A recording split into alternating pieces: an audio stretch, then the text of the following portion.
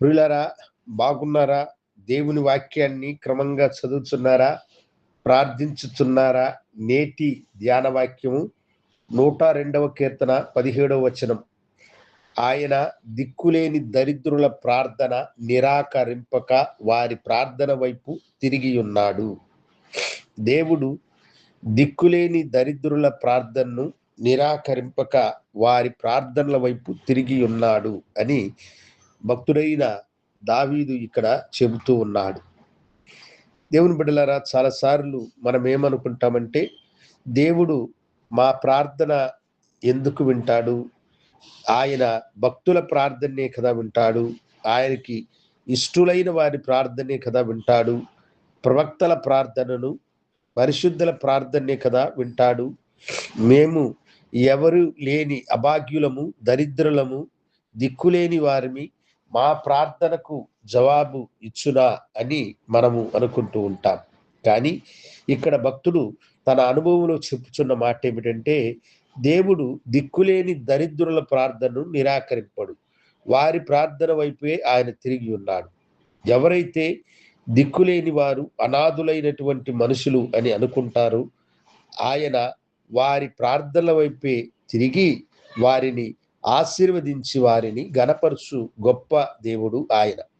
38 ఏండ్ల రోగస్తుడైనటువంటి మనుషుని యొక్క జీవితంలో దానిని మనము చూడవచ్చు. వాడు తనకు సహాయము చేయుటకు ఎవరూ లేరు అని అన్నాడు. ప్రభు వాడిని చూసి, నీ పరుపెత్తుకుని నడువు అని అన్నాడు. వాని యొక్క మొరను ఆలకించి వాడు తన పరుపెత్తుకుని నడుచున్నట్లుగా ఆయన కృప చూపించినాడు.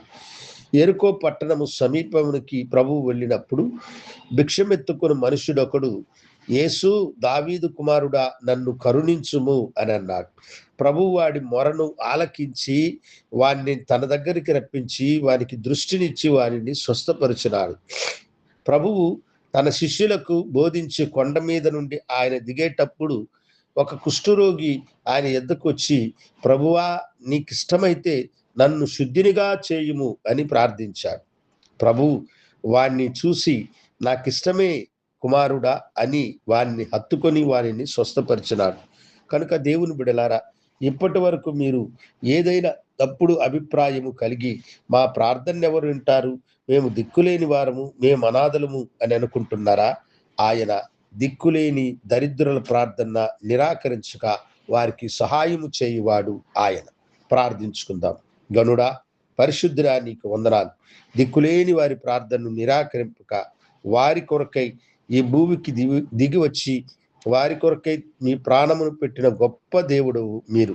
ఇదిగో ఈ బిడ్డలు మీ వైపు చూసి మొరపెట్టినప్పుడు వారికి సహాయం చేయమని యేసు నామమున అడిగి వేడుకొంచున్నాము తండ్రి.